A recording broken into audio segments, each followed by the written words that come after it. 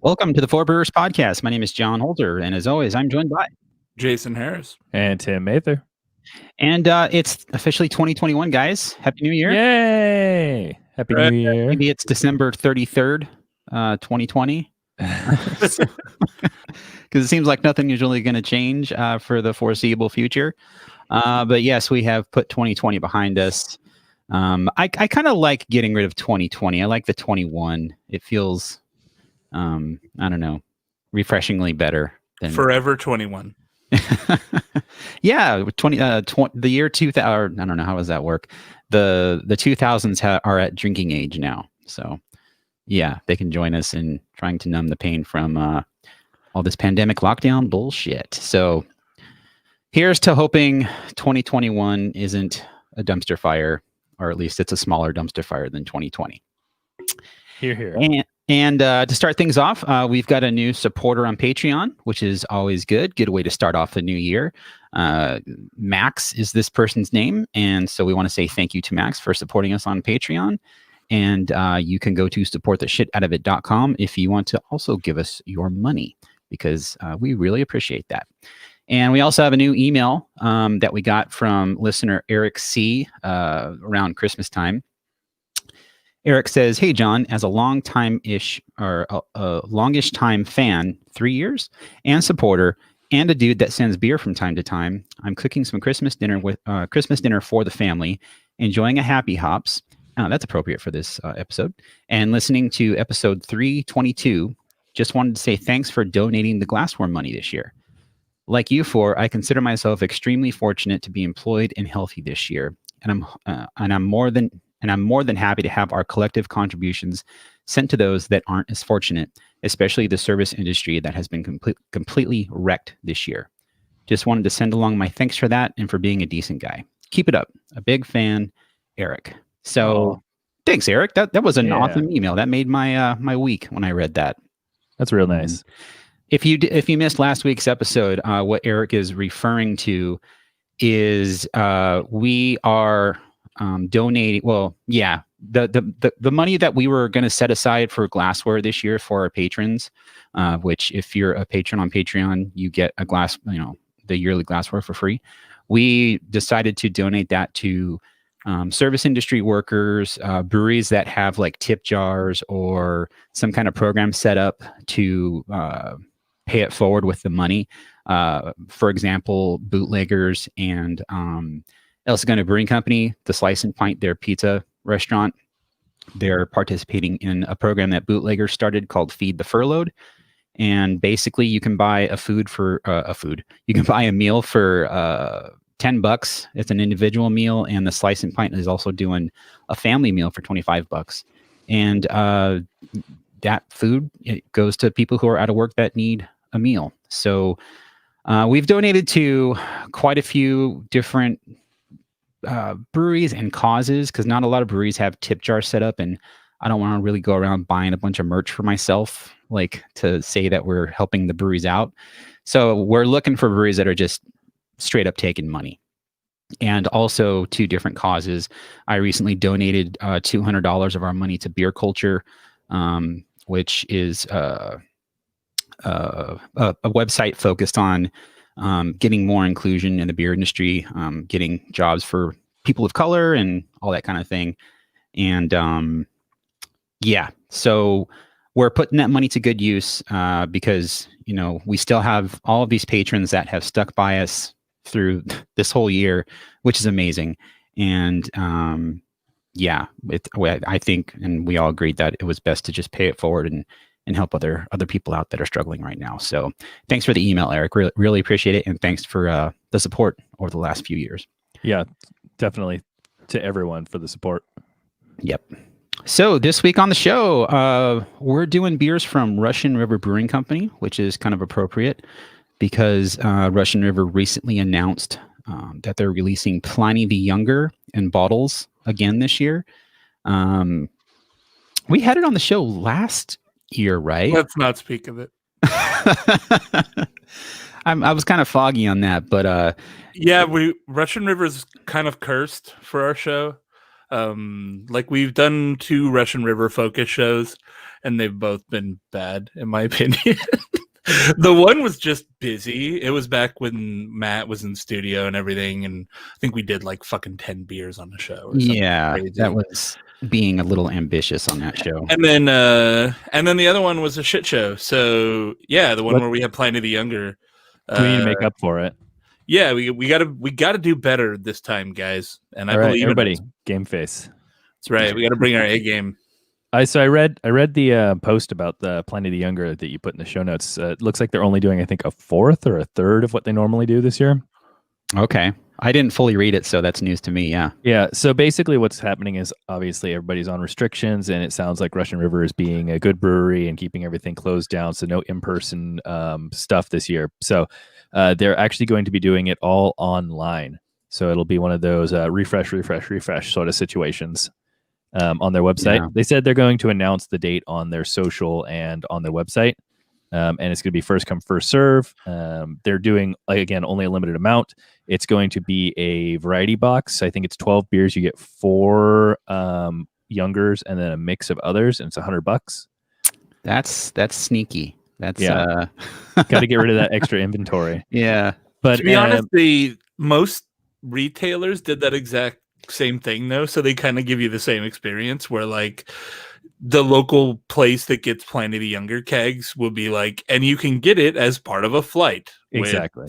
And you have to buy the flight. So you can marvel where you're like, did they put it down the right direction? Because Blind Pig, Row 2, Pliny the Elder, and Pliny the Younger are visually indistinguishable from each other.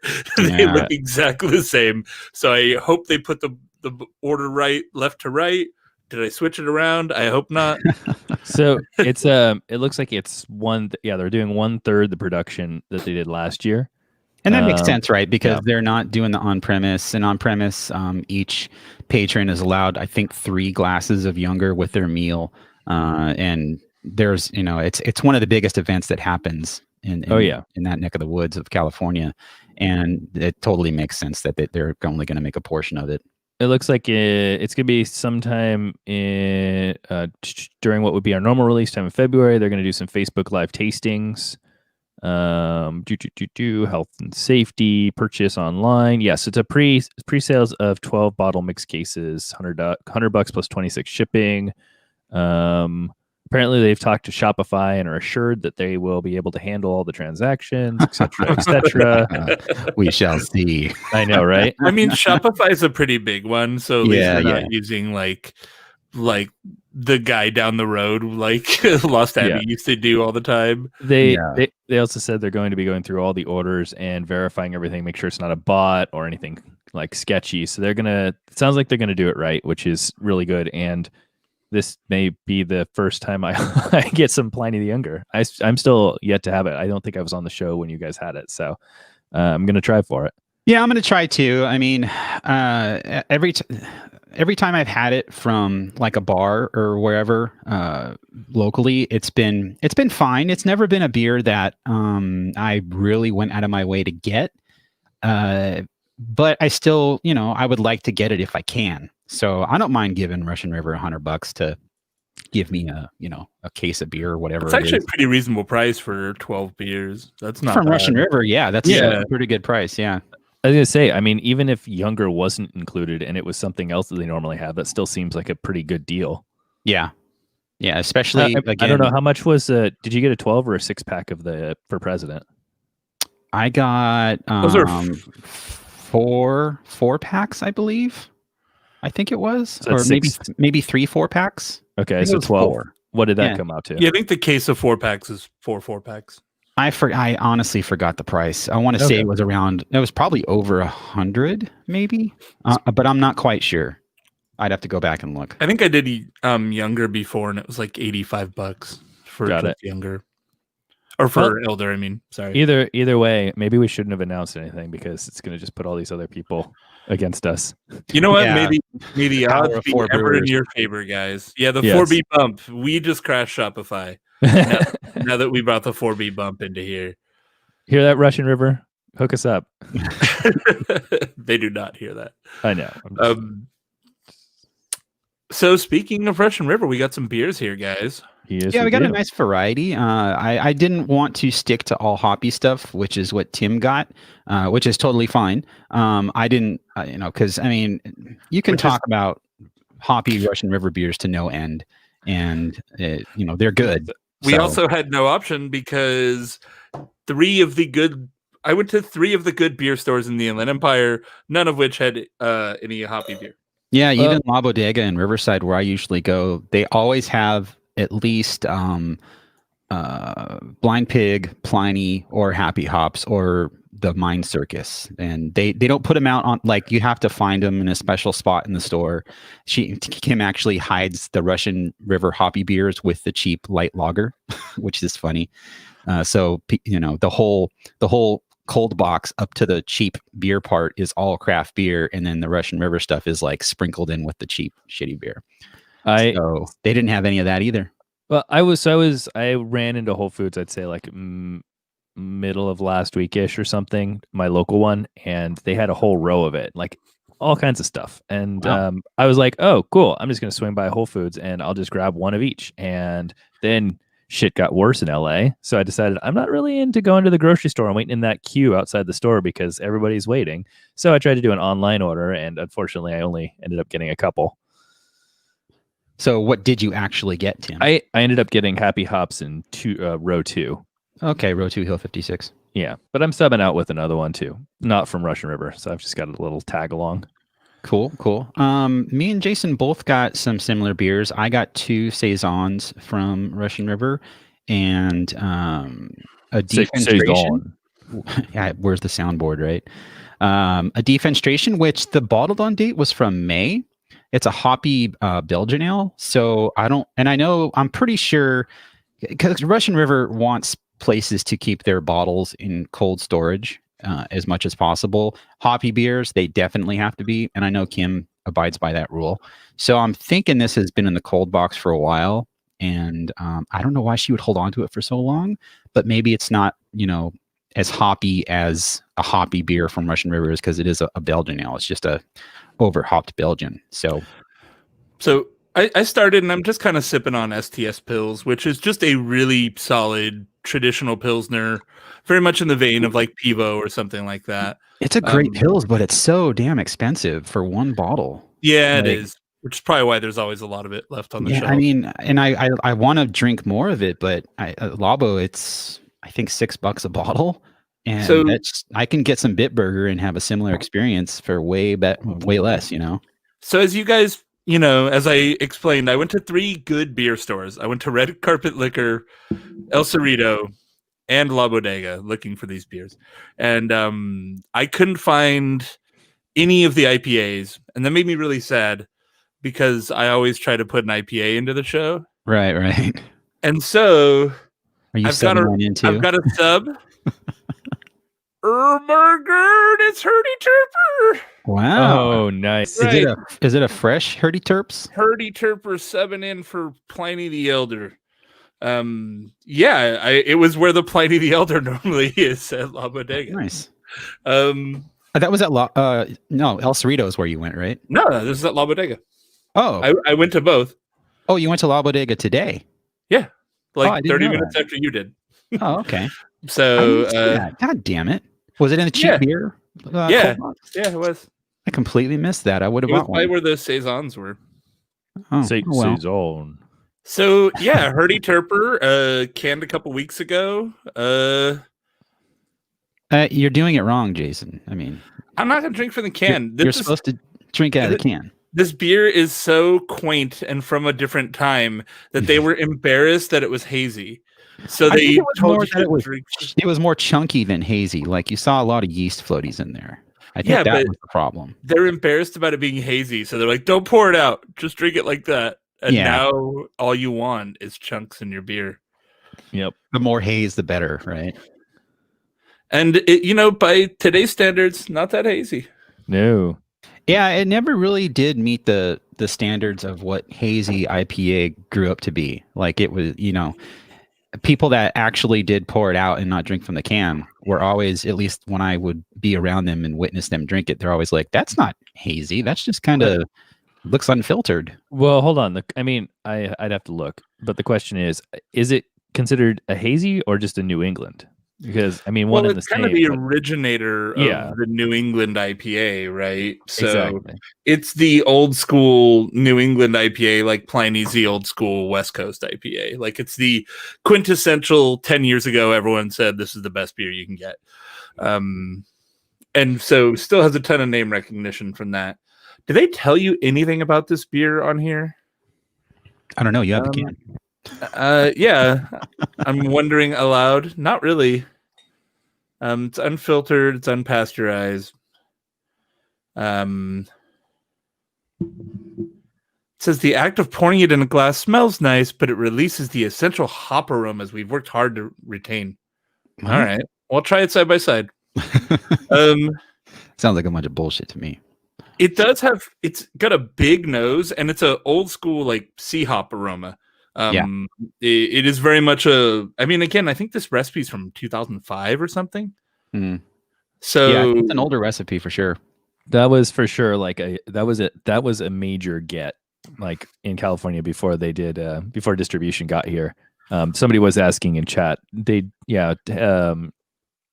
Oh God, Alchemist is in California now, but it comes in waves. Like my local shop would get it once in a while, and be like, "Hey, we got it," and then people would go in and grab it. Yeah, it pops in like sporadically, like every couple months or whatever. You'll see a couple cases hit distro. Yeah, I got shipped one in I don't know, maybe it was a Secret Santa beer trade or something way back in the day when it was like the hottest of the hots, and I remember being like, "Oh my God, this is the best." I had it once, maybe twice, but the last time I remember having it was at Greg Nagel's house after Ferk Fest one year. And those are old too. Yeah, it was kind of old, and it got passed around because everyone had to drink it out of the can, and like that would not happen these days. Pre-COVID. Yeah, of course. So yeah, like I said, I picked up stuff from Russian River that was not hoppy. I'm starting off with a Robert. I have two saisons. They have one named Robert and then one named Genemy. And I've had Robert before. I haven't seen anything on there except Damnation. Yeah, Damnation. That's another one I got. That's like OG Russian River, right? Yeah. So yeah, I figured again, even if they had the hoppy stuff at La Bodega, I maybe would have bought one for myself, but I didn't want to really have it on the show because you've done it a million times. Yeah, they make good hoppy beer, so everything they make is good. So, but yeah, this is just a really clean saison. Like I said, I started off with a Robert, and these are they have a story behind these. I don't know if I want to read it, but the beers come in pairs. So Robert and Genemy are like a pair of beers that you want to buy together. Real quick wrap up on the Herdy Terps. Surprisingly bitter. And if you had to ask me what kind of IPA this was, I would say it's like an old school West Coast IPA. It's always when I had it. Yeah. Yeah. I feel like it always had a bit more bite than if you compared that to today's version of New England IPA, it for sure would feel more like a West Coast. Yeah, it's a bit dankier than like a Pliny the Elder. A little bit less crisp, a little bit more just kind of thick, I guess. But good beer. I could be wrong, but I think the hype behind that and it being a New England IPA was the hopping rates, like the dry hopping rates. And I don't even think it was even that they would hop in the whirlpool exclusively. I think it was still brewed more traditionally than, like regular hoppy beers.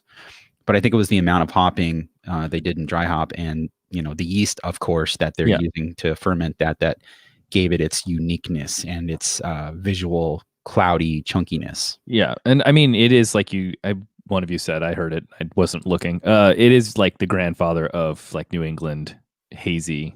So yeah, it's one of those beers that it's like Pliny, you just like it's the East Coast Pliny. That's all it's always referred to as. It's like a saint at this point, So, but yeah, this Robert, this saison, it's really good. It's not really on the spicy side. It's more on like the fruity side. Not too hardcore on the Belgian character. Just very clean and fruity, a little bit bitter, but it's a It's a definite summer sipper. It's 6.2% alcohol by volume, so in my opinion, it's that's like the perfect spot for a saison, and yeah, it's a great beer, very very tasty. Nothing wrong with this beer at all. Apparently they're named after their friends' parents. They're like our family friends in Belgium who host us every time we visit Antwerp. Which I'm just like, I want to be that. Like, Yeah. that's a cool level of rich peopleness where you're just like, yes, I stay with family friends in Belgium whenever I visit. It's like, It's yeah, like when Matt Brindleson from Russian River from Firestone Walker, when he was in I think it was Belgium, or maybe he was touring around Europe, but kind of when the pandemic started, he was there and he just kind of stayed, hung out, and had fun. He was there with his family, and like, man, that must be nice. That's fucking cool, man. I mean, the dude earned it, right? Yeah. This is a very I'm catching up with John now, trying the Robert. It's a very traditional saison.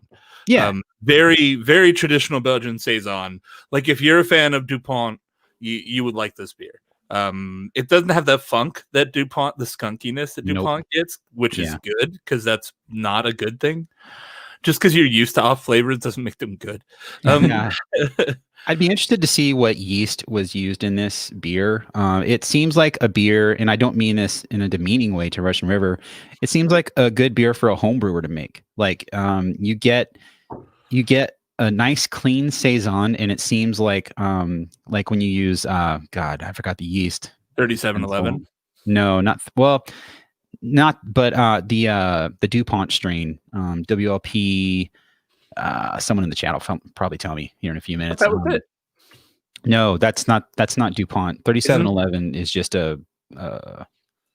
well, that's Y yeast. But it's not the same one. 3711 is a very easy yeast to work with. The one that I'm thinking of from White Labs is a real finicky yeast. Like it'll stop fermenting halfway through, and then you have to wake it up and heat up the beer. It's a pain in the ass to work with, and you get all these weird off aromas happening while it's fermenting, and then it finally turns into something similar to DuPont. And excuse me, it's just a pain to work with. But this beer comes off like kind of a 3711-ish kind of yeast. I don't think it's 3711 necessarily. That yeast will not stop fermenting, and it will dry a beer out because it just chews through every bit of sugar that's left behind in the wort. But it just seems like it's an approachable, home brewable kind of beer. That's what it reminds me of. This is very much like you want the dictionary definition of a traditional saison. This is it. Like I could see it being the reference in BJCP. If this was a more well-known beer, it would be like, yeah, here's some examples of the style. This is right there. Yeah, it's really good. I'm really enjoying this, and I'm gonna save some because I want to compare it to the Janemi or Janemi. That's an odd name. Janemi, Jannenemi. That's how it's spelled. Jean-Ami. So Tim, I took the hoppy route. Something? That's all good. Yeah. So as I mentioned, I ended up taking the hoppy route. I would have grabbed some of the sours, but troubles getting beers, that sort of thing. So I decided to start with the pale ale, the Row 2 Hill 56 here. Nice. This is a 100% Simcoe. Their story behind it is that they get the Simcoe from the 3 original Simcoe growing families from Yakima, which is pretty cool. I didn't know that. Yeah. So does that beer just smell like straight up cat piss, or? I mean, having multiple cats, no, I don't think so. Yeah, it's funny. Yvonne, God, what beers did I get? I think they were from Green Cheek. Yeah, Radiant Beauty, I think. When I got those beers shipped to me, I put them in the freezer to kind of get them cold really quick because I wanted to drink them. Oh, no. And I forgot that I left Radiant Beauty in there. So the next day she opens the freezer and she's like, this can of beer exploded in the freezer.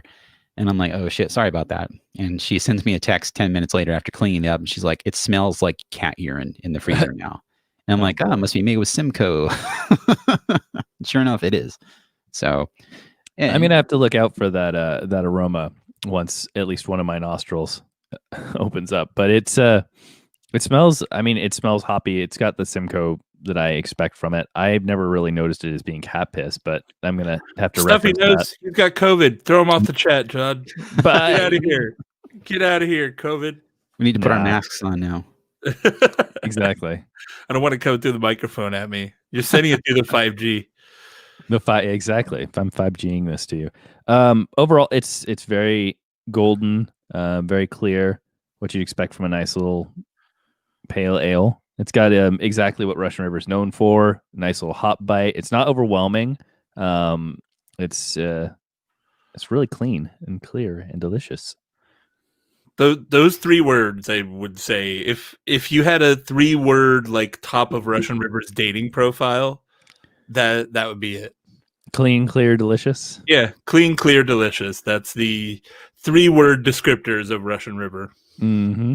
This one's coming in at 5.8, so it's not too high. It's really enjoyable. Coming at you, When that number beer 14. came out, it was another hype beer that was kind of hard to get. Oh yeah, yeah, it came out a long time ago. I want to say 6-7 years ago, something like that. It's been around for a while. Back when everything Russian River was still pretty hard to get.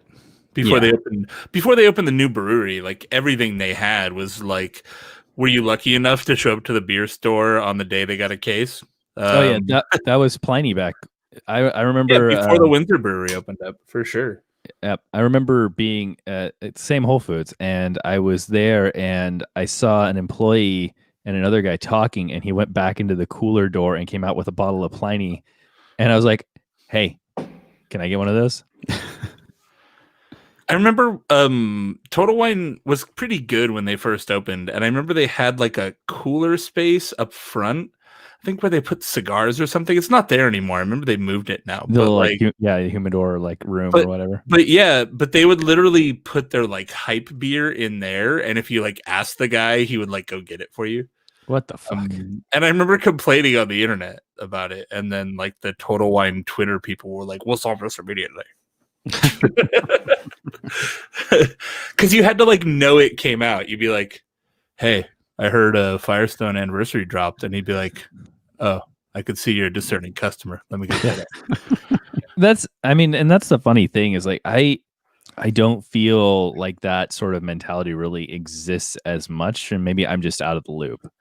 No, it's all like smooge cans or whatever that are in the back now. Like now you got to be in there like, "Yo, I heard you guys got that new fruit puree beer," and it's like, "Oh, I see you're a man of taste. Here you go, $8 a can. It's 2% alcohol by volume and 800 calories." Exactly. You might have a heart attack after finishing the can. The row 2 is definitely. I've been to the. Is it the brewery in? God, why am my brain is fake? Just Santa Rosa? Yeah. So went to the Santa Rosa location, had some pizza and some beer, and I'm pretty sure I had row 2 up there as well. But this is for sure like a great sort of like a pale ale to combine with some delicious pizza. So it fits right in. Yeah, I think for 2022, I want to make a goal of us going up to Russian River. I mean, if we can. Again, 2022, not next year. Roadmaster. Not this year, next year. We'll take the roadie, dude. We can fit nice. all of our shit in the roadie. All of us, dude. It'd be dope. Yeah, we've got the Roadcaster, which we don't have to bring the big box, and The Roadcaster, the Roadmaster, dude, we'll be set.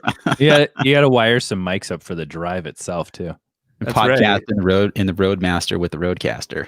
That's right. A Roadcaster and a Roadmaster. That's funny. We get Yeah, sponsored I've by never been to Roadcaster. Russian River, and Oh, really? No, What? it'd be fun to go. Yeah. Yeah, I've done a couple times. It's been a while though. It's probably been at least 5 years since the last time I did the, San Francisco kind of then go. It's weird. There's like a 45-minute jump where you can go to like, all right, you're in Petaluma, you go to Lagunitas, then you go to Russian River, you can go to like Bear Republic. If you want to go like another hour, you can go to fucking Bootsville and visit Anderson Valley, which I've never been, but I've heard it's very pretty. Wait, Anderson Valley? Yeah. Yeah, we when we went up to we took a trip up to NorCal and we went to Bear Republic on our way up, and then also Anderson Valley. It's a really cool location. It was I don't know, middle of the week, so it was super chill and super low key. There wasn't a lot of people there, so it wasn't exactly like the happening place. But their tasting room is huge, and the location is just it's literally like back in the middle of nowhere in the woods in this. I don't even remember exactly what town it was, but I think it's Boonville. It's like a one road town. And there's this place that's like a grocery store that's got a really sweet deli, and they have a cat that like just runs around the place. I don't know. It was very surreal, and it was a cool spot. I always just laugh because I feel like every interview with them, they're like really proud that they have all these nonsense words that they use there. They're like, yeah, we got terms around here that only people in Bootville use. They've done studies about it. We call a doctor a shovel tooth because the doctors have big buck teeth. And it's just like, it's 100%. It's charming, man. It's charming.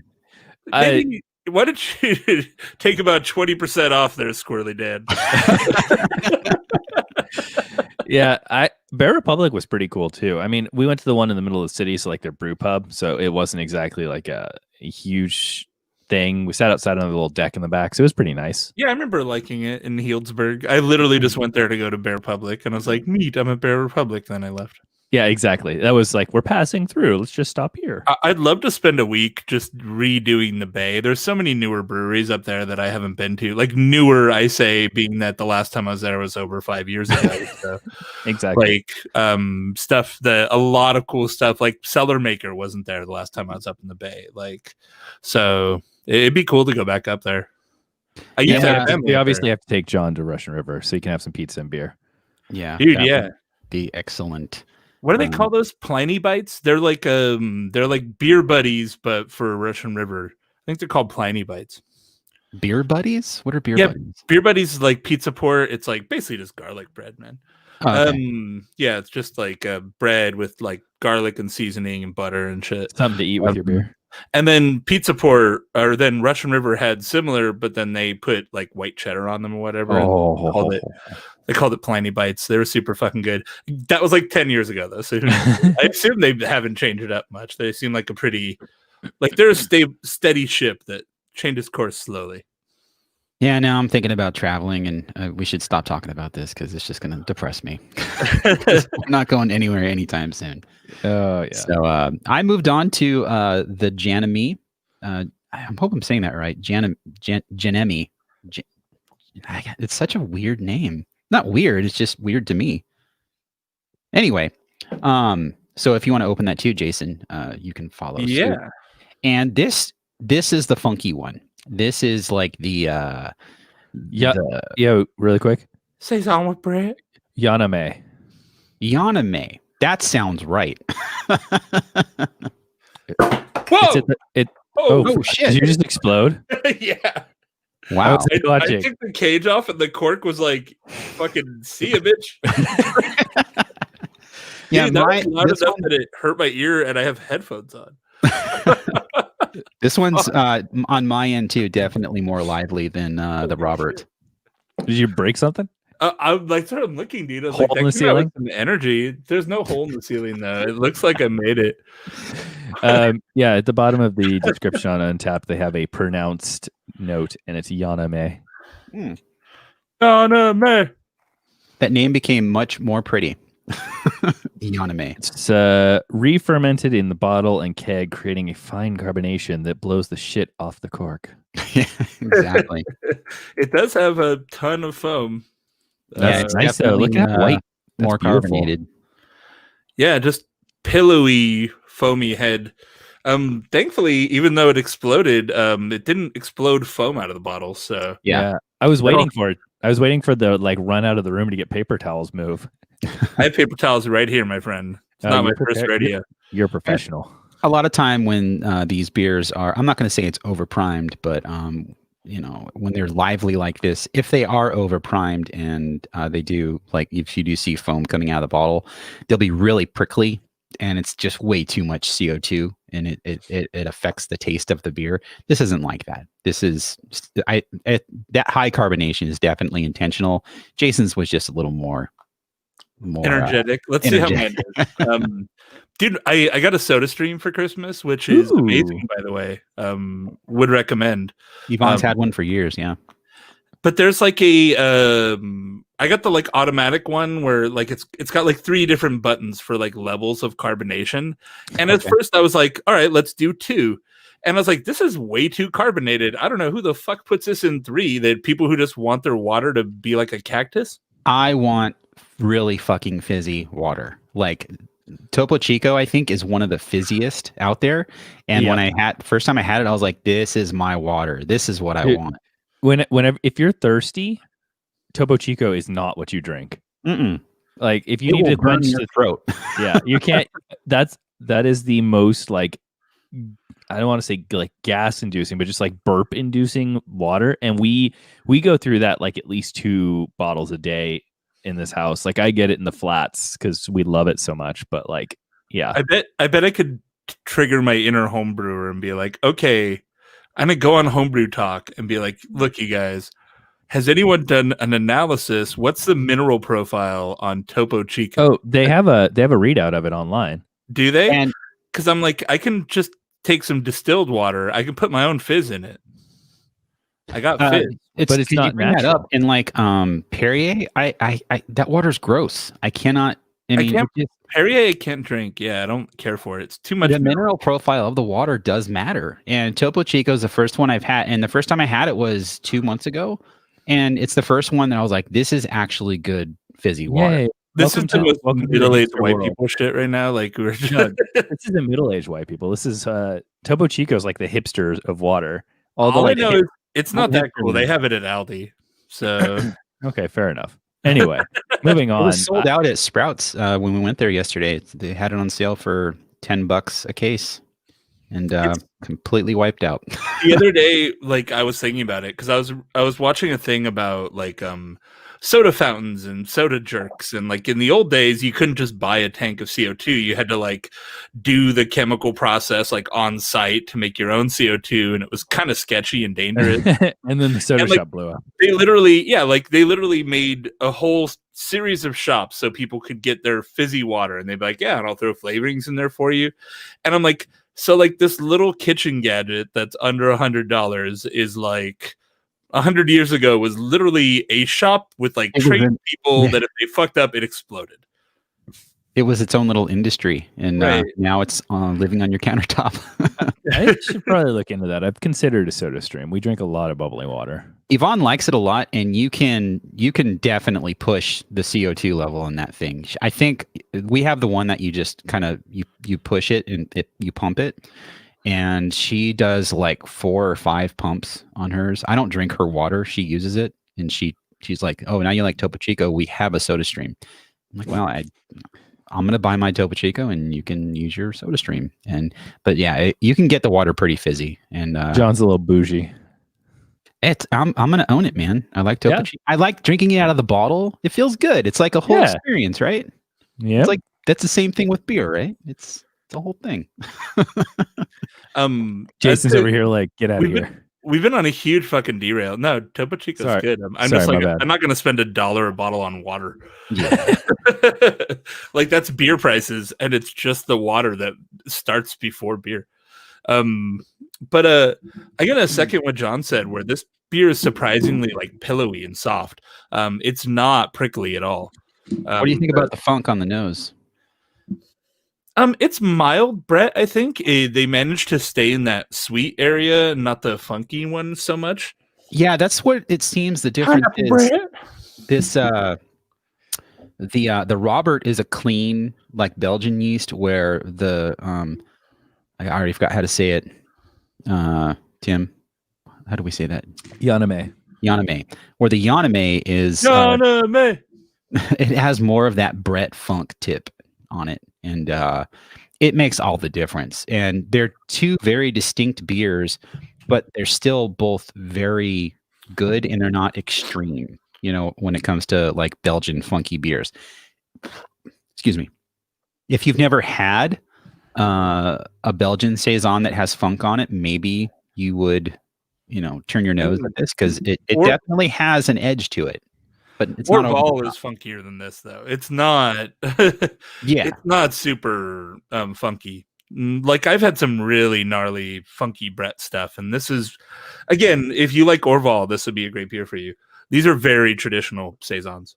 Yeah, they're both delicious. It's just a testament to Russian River and how like they Vinny can do no wrong. Everything they make is great. Tim, what are you drinking? So I moved on here. I know we've talked about this one a bunch of times, especially when it first came out. I remember being in studio with you guys in person, and we had it. But I picked up Happy Hops as well. It was available. Jelly, dude. So I mean, People are not sleeping on that beer anymore out here. Like it goes as quicker than Elder. I mean, I poured it here. It's it looks pretty much exactly like the 2-row, nice and clear, golden. All their hoppy beer looks the same. Yeah, exactly. That's kind of what I'm going, like the point I'm making there. To be honest, I think the 2-row was better. Really? This one's this one's a bit more mellow. Maybe it's just because I came off of the 2-row, but I feel like it's good. It's got good flavor, but it doesn't have it's missing a little bit of the bite in my opinion compared to the 2-row that I'm looking for. I mean, I could see that. Happy Hops is definitely more of a pale ale than IPA. I think more of a modern take too. It's very much late hop bursted, less bitter. Yeah, it's very fruit forward too. Yes. Honestly, it's my favorite hoppy beer from Russian River at the moment. I mean, it's a very thin margin between the beer. Of course, like I'll drink any of them, but if I see Pliny or Happy Hops, I'm gonna get Happy Hops on the shelf. Yeah. I mean, it's a bit different too. It's a different twist, I think, than just going for the standard because everybody's like, well, at least us on the West Coast, like, oh, okay, Pliny, we know what that tastes like.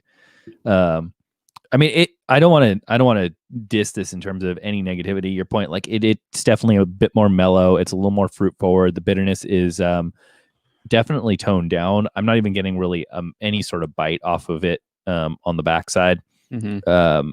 It's clear and again, clean, clear, delicious. Dating profile words here, but I mean, I guess right now it's just the 2-row was really hitting it for me a little bit more.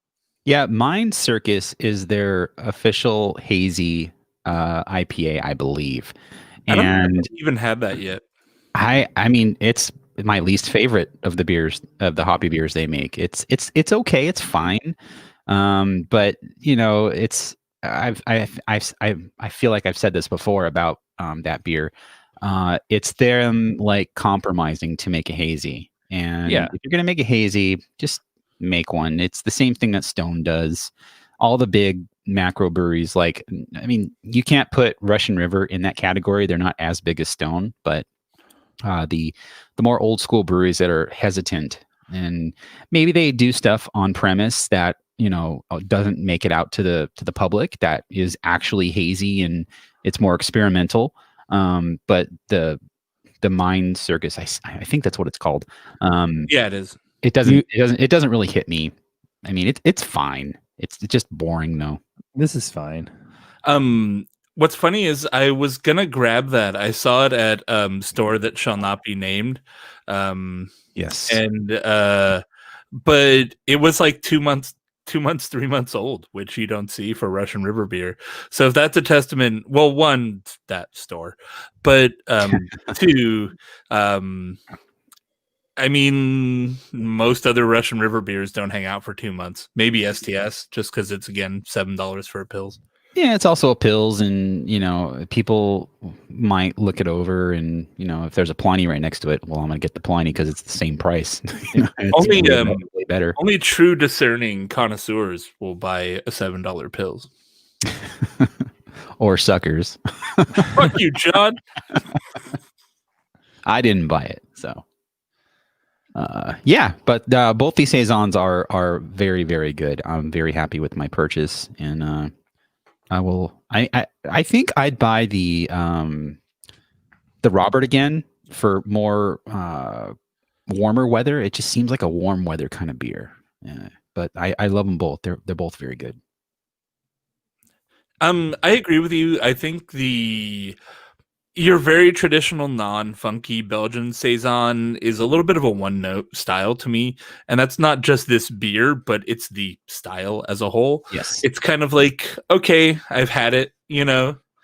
I could see like When in Rome being like in like some sort of green, grassy environment, and they're like, we have this Saison, and be like, oh, cool, this is like a good complement to this experience. But it's not my favorite. I like the breadier style. I like a little bit more complexity to the beer. So yeah, that's why I said the Robert is more. It seems like a good beer for homebrewers to strive to make, because it's not. It doesn't have the Brett character to it, and so you don't have to work with Brettanomyces, and you can just work with clean yeast and make a really good Saison.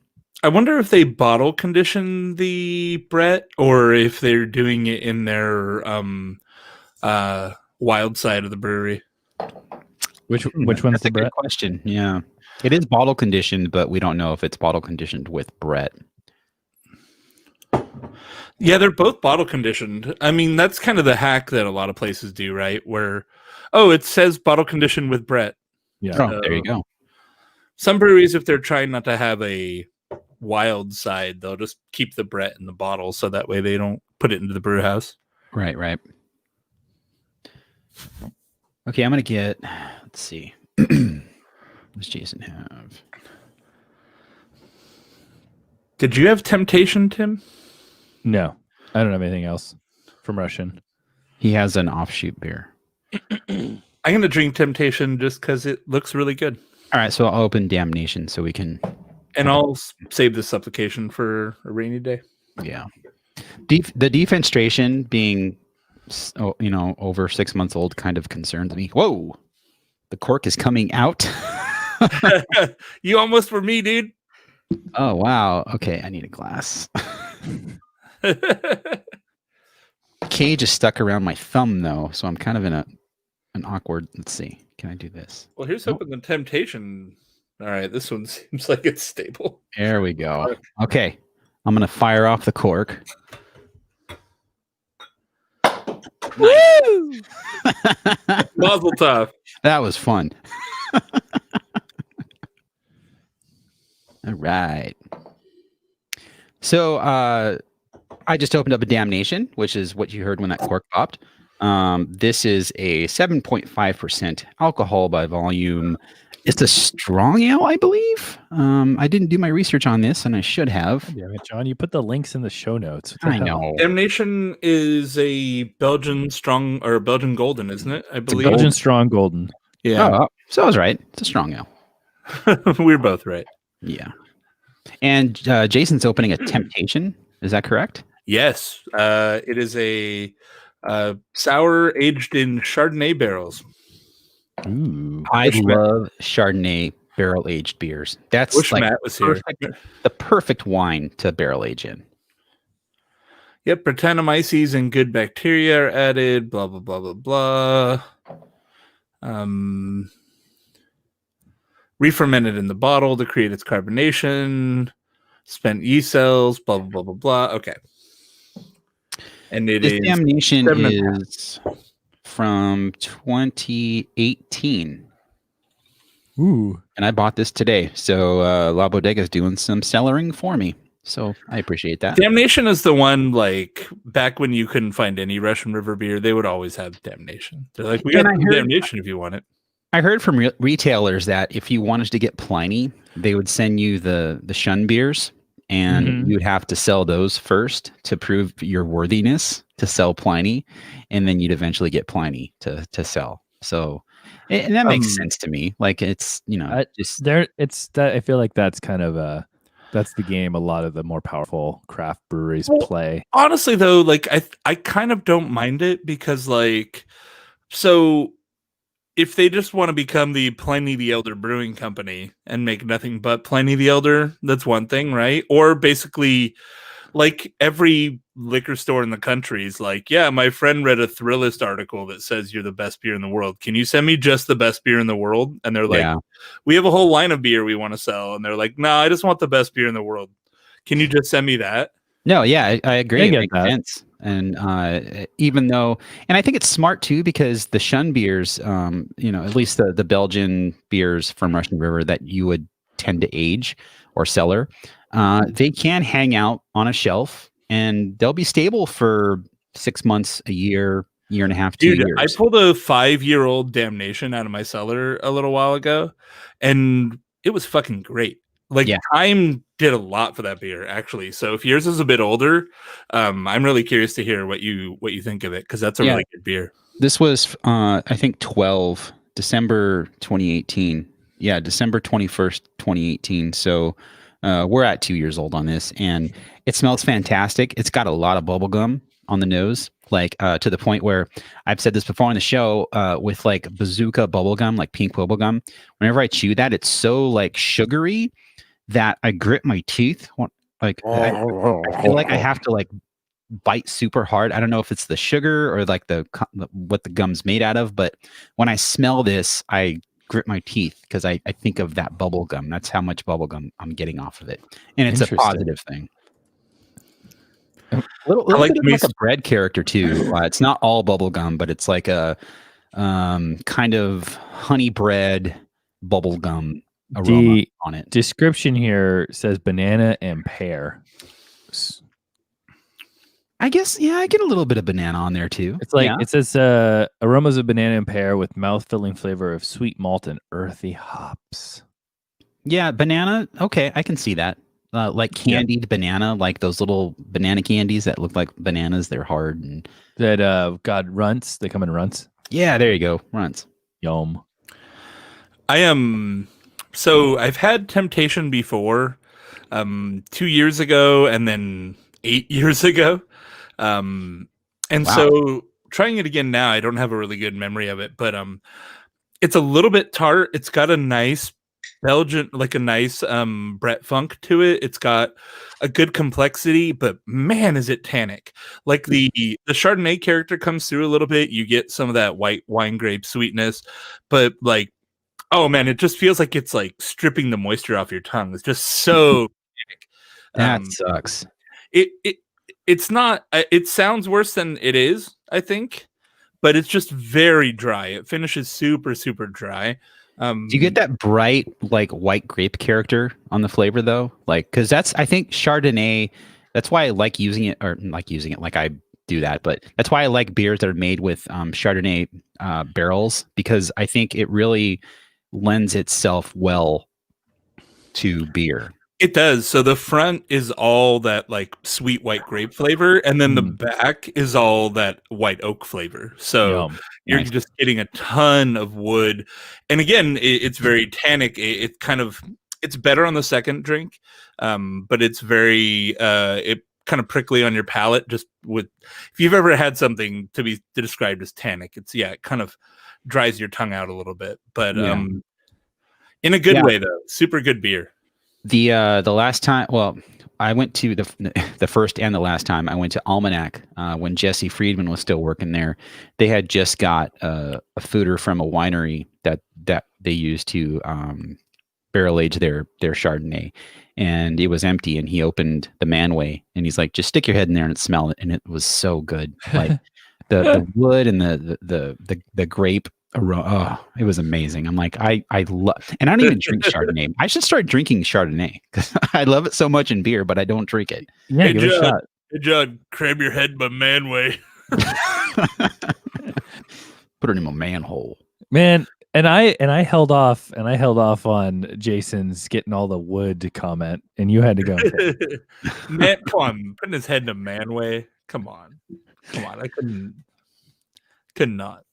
So Tim, what are you drinking, man? Okay, so because online shopping is so fun with grocery stores, and they can cancel. It's hit or miss. Yeah. They can cancel shit if it's not in. And I neglected to realize that online Whole Food orders come from a different store than the one that I normally frequent. I just spaced on that, so they did not have the Pliny that I was trying to get, which was going to round out my hoppiness. So I switched over to a filler.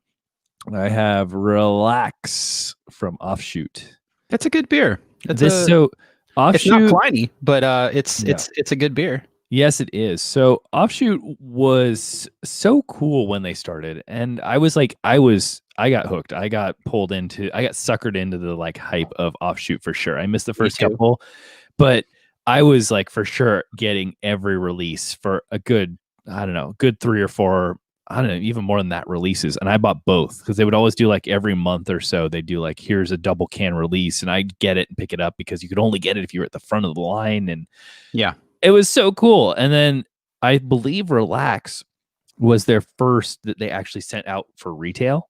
Yes, that's correct. And it was a 4-pack of hazy IPA, 16-ounce cans. I want to say it was like $12. Mm-hmm. It was one of the most like high quality to low price like combos that I think existed at the time when that hit shelves. And so I got hooked on it. For those unfamiliar, Offshoot is the brewery from Placentia. It's their hobby brand that, I mean, the brewery sold to some investors. Like, I forgot the name of the company, but when that happened, I think they were like, so what about making hoppy beer? And I'm sure Patrick Rue was like, because he vowed to not make IPA, basically same thing that Henry did from Monkish. If you remember, Henry told us when they did the first beer, it was a other half collab, but they initially wanted to get the brewery involved. Like, why don't we all make an IPA? That'd be funny. I didn't know that. I missed that. He said he tried to get the brewery involved in the collab, but they declined. They didn't want to be involved with it. Is that in our show that we did there? I think so. I can't imagine where else. I mean, it's entirely possible. I talked to him otherwhere, but no, it wouldn't be in our show because he wasn't making IPA back then. Oh yeah, not in the show that we did with them. No, for sure. It's for sure a like we want to make something that isn't normally in our wheelhouse. So we're just going to set up another company and do it under that. It makes sense too. And what's funny is they're so protective of the brewery brand, but I feel like with Taru and Offshoot, they've moved all the beer I want to buy off of the brewery brand. So like, I'm just like, oh, cool. I can safely ignore the original brewery core brand because all the farmhouse beer and IPA that I want to buy is being made at the other brand. So yeah. And I feel like almost everything that Offshoot was making I stopped buying it after a few months, I don't know how long, but anyway, after a while, I eventually was like, okay, this is just getting way too pricey. And like, you had to have somebody pick it up, and my proxy, my mule and proxy moved out of OC. So I didn't have any way to get it. So it just became a big pain in the ass. I wasn't going to pay for shipping. So anyway, I lost track of it, but I remember it being, everything they made at that point was super cool. And so being able to just pick it up on the shelf for such a low price, in my opinion, was really great. Yeah, I was still in Reserve Society when Offshoot was announced, which also, fun fact, Greg brought this up. They announced Offshoot on April Fool's Day. And so he actually, I don't know if he called Patrick himself or what. I think he went to the brewery and was like, is this real or is this a joke? And they're like, no, it's a real thing. Like, we're making hoppy beer now. And it's like, okay, I guess that's what's happening now. It's a fun story. It's overall, their beer is great though. Yeah, I mean, giving it just like a quick once over. I mean, it's hazy. You cannot see through it. It's not chunky. It's got exactly the sort of New England sort of like soft pillow hop, but with more of like a fruity character. It's a really solid hazy in my opinion. Got so quiet. Yeah, I was gonna bring up. I think a big part of Offshoot was Andrew Bell, who just left the brewery not too long ago to open Radiant Beer Company with Jonas and Cambria. Cambria Griffith and Jonas Nomura were both from the brewery. Jonas was working at Chapman Crafted, I believe, and I'm not sure where Cambria was last working. She was originally she was at Golden Road, and I think she went to Figueroa Mountain. Yeah, she was at Fig Mountain. That's the last place I knew of her working. So was she at the brewery? I think she was at the brewery, and then she went to Golden Road, and then she went to Fig Mountain. Got it. So they're like alumni, and I think Andrew played a big part in those Offshoot beers. Like, I didn't talk to him about this. I have no inside information, but I know from talking to other people that it was like he wanted to push the brewery to do hoppy stuff because he was capable and they were capable, and Offshoot was his way of being able to Right. make those hoppy beers. I mean, as far as I know, that shit sold out like every time they put one out. So it's probably a good move. No, I was in the same boat. I would I wanted to be first in line. I was still in reserve society, so you got an extra boost if that was the case, and I'd have to pick it up. Back then, I'd have to go to Anaheim on a more regular basis, so it was no problem picking it up. But now that I never go to OC, I go to OC maybe 4 times a year for work. It doesn't make sense, and they do ship, and that's fine, and it's not that expensive. But these days, I'm giving my money to other breweries that are smaller than the brewery that. Yeah. While they do need our money, other smaller breweries need it more. So yeah. On a related note, Russian River just announced they're doing like a barrel club thing. Yeah, I think it's already sold out. And the way they did it was you bought a spot in line, and then they would get back to you to say whether or not you made it into the club. Friend of the show, Casey, she bought a membership, and it was like, okay, you're in the queue, and we'll let you know. Like, okay. So an hour later, it's like, okay, you got in. But yeah, it's 2 cases of beer for $450. Kind of, but apparently there's a lot of unique sour stuff and farmhouse stuff and everything. I'm sure it'll be cool. I mean, I like sour beers. And 450 is a hefty. Yeah. But it's also Russian River, so and it's also a time when they need money. If they would have priced it at half of that, like they could have probably doubled the price and still sold out, right? And so, considering half the people are gonna just try to secondary their beer anyways, like at that point, you're like, well, do they really benefit from keeping the price low? Because the demand is still going to be high. Like, oh, hey, we sold this cheap because we're keeping everything on the level. And then everybody who bought it just resold it for double markup, Yeah. Like, might as well just sell it for a higher price. It makes sense right now for them to do something like this. Again, it's kind of like the Reserve Society. The whole reason Reserve Society, why the brewery made Reserve Society was to get like an influx of cash to, keep the business going when they were younger. And it worked. Like they got all of this money that people said, here's my $300, do with it what you will. And they trickled out beer, over 12 months, and you got your beers, and it was a smart idea. So I don't blame them at all for doing this, and it's going to be successful because they're Russian River. It was, I want to say controversial, but met with some kind of like head scratching and people going, I don't know about this because it's $450 and it's Russian River, and it seems like they're above that, and I don't think they're above that at all. They're a business trying to make it, and honestly, I think it's not like a sign of like weakness or crappy breweries. I think it's a sign that you have a strong demand for your product, that people are willing to prepay for whatever you're going to make. And the big thing before was just Russian River didn't have, the demand was so much higher than their capacity that they were just barely keeping up. And now they're able to like experiment a little. Yeah, it's like flipped right now, right? Yeah. They still have demand, but it's not, since they don't have the ability to serve people locally, they have to expand. And or draft too. I think a good portion of their business was draft. Yeah, that too. Yeah, it's all probably pretty much dead at this point. Instead of spending your stimulus on a PS5, you could get a brewery or a Russian River membership. That's right. I mean, you can't even find a PS5, so you're like, yeah, dude. I think it's a telling testament to who's winning the console wars that I never hear anybody talk about trying to find an Xbox. True. Yeah. Everyone's like, oh, you can't find a PS5. Where I can buy a PS5? Where do I get a PS5? They also released a new Xbox, right? Like it is also out of stock. I haven't heard shit about the Xbox. I don't even know anything about it. I'm pretty sure it came out though. Yeah, no, it did. It definitely came out. So overall, God.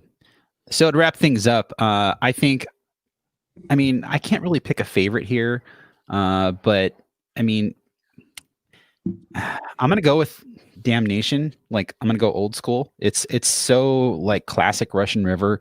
When I smelled this beer, it kind of made me think of my early days in craft beer, hanging out with Dr. Bill, and it was so much fun hanging out with that dude and like just raiding his cellar. And God, the dude, yeah, I mean, I can only imagine. think what you will about Bill Sizek, but in the New Brew Thursday days, like the dude would just he tell you, go in there, pick what you want, open it up. I don't care. And you'd have to show it to him because you don't want to open like a 20-year-old bottle. And I picture him something having that like he's hanging on to. a NORAD level eye retina scanner cellar bunker. Not at all. It was in his garage. I'm sure, but like in my mind, that's what I want. That's what I want. In his garage, he did have like 5 drink coolers, like that you would see at like the liquor store. Yeah. Okay. Like the big beverage coolers. You guys But then you're ruining But it. then they weren't plugged in. And so, I feel like he just made that up because he's tired of paying $500 electric bills. He was just like, man, fuck this. Yeah, solar temp's the best way to drink it. When it would get hot, he'd have like a fan blowing into the garage with like a bucket of ice behind it to kind of curb the hot, Nice. garage weather. But he lives in Escondido, so Yeah. it doesn't get that hot. Wait, But sorry. yeah. So what'd you end up picking? Damnation. Damnation. Nice. I'm also going to do a shun, dude. The Temptation. That was really good. Chardonnay barrel. Super good beer. I'm gonna go with the two-row. I realized I didn't have a ton to pick from, but the two-row Hill 56, it was really right up my wheelhouse. It had just the right amount of hoppiness. I didn't get the cat piss, but overall it was real nice, and I really I've enjoyed never it. gotten that off Simcoe. So Okay, good. So yeah, then like that obviously whole cat piss thing doesn't it's like cilantro where some people get it as soap. Yeah. Yeah, I don't no, get it. anyone who gets soap out of cilantro just needs to be, I don't know. I'm just gonna stop. Executed. Fix your nose, man. You're problematic, at least. I had to work on that. All right. Cheese bros. You can stop recording. Bob. That was fun. I think it was better. Was it better than the other shows, Jason? We beat the Russian River curse. Yay. The show wasn't garbage. It was a perfectly good show. So I'm opening this defenstration just because.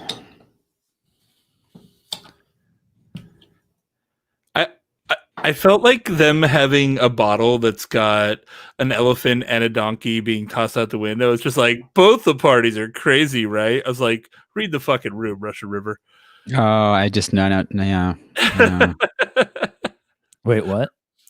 It's got like an elephant and a donkey man being like thrown out the window. And like their little story on the back is like, if the parties can't get along in some ancient time, they would just throw them both out the window if they couldn't come to a solution. I mean, like, listen, that's a little tone deaf right now, but yeah, this is the. I'm trying to get it up here on the thing. That's it.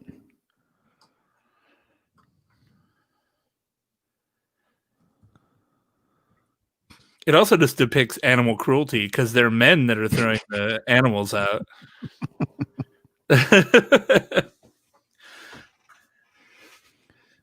I didn't notice that until you said that. That's funny. all right. I am uploading my file now, and I got to take off. So good show, guys. Thank you. I want to break free. All right, I Tim. will catch you on the flippity flop. Good to see you, man. Flippity-flop. Yep. See you guys. Bye, Later. everyone. Tim, do you like that Heart in a Blender song? Ah, shit, he's gone. Heart in a Blender song, that Eve 6 song? Have you not been following Eve 6 on Twitter? Casually. I don't follow them, but I've seen the Wait, drama. Did you say Like the- something, Jason? I'm so sad you came back for this. I just said, Tim, do you like that Heart in a Blender song? Oh my God. We just talked about that. Like, oh, what did I just hear last night? Somebody was just talking about that. Oh man, Eve 6 Twitter is the best shit on the internet right now.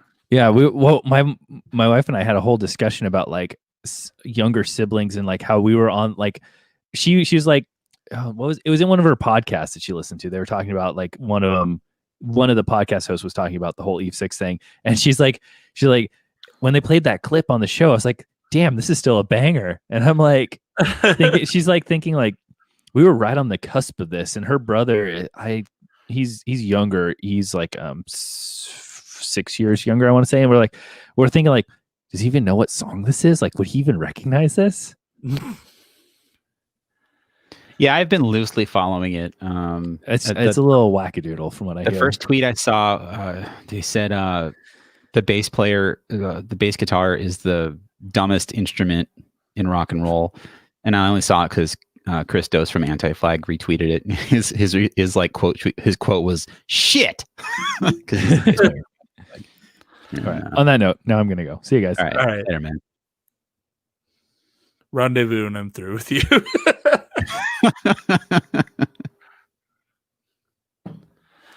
All right, man. Till the next episode.